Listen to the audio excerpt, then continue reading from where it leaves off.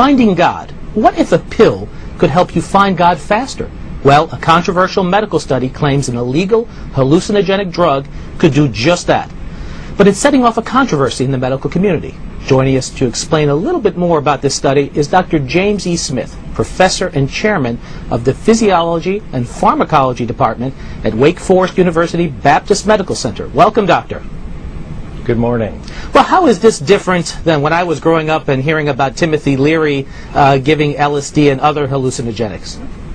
Well, we were growing up at the same time, and it's very different in that this was a very rigorous scientific study in one of the top-notch human behavioral pharmacology laboratories actually in the nation.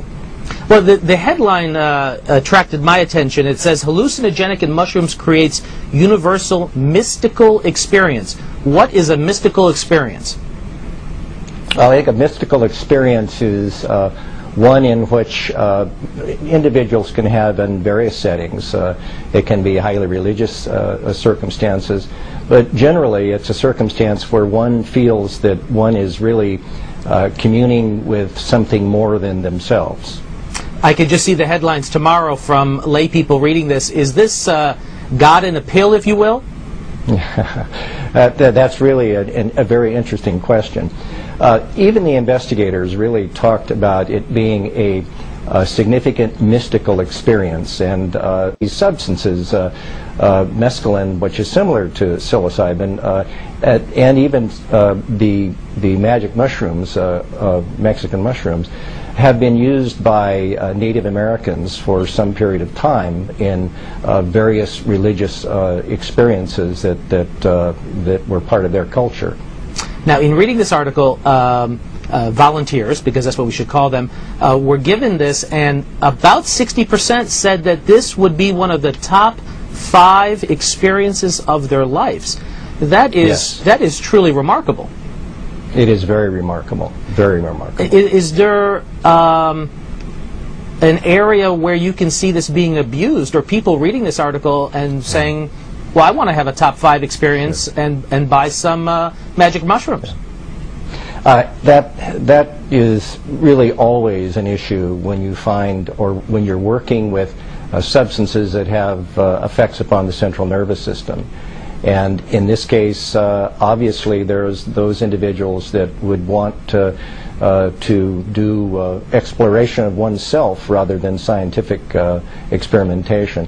It's clear that what this is, it's the beginning of a very significant scientific investigation of the actions of psychedelics, something that has never been so rigorously performed.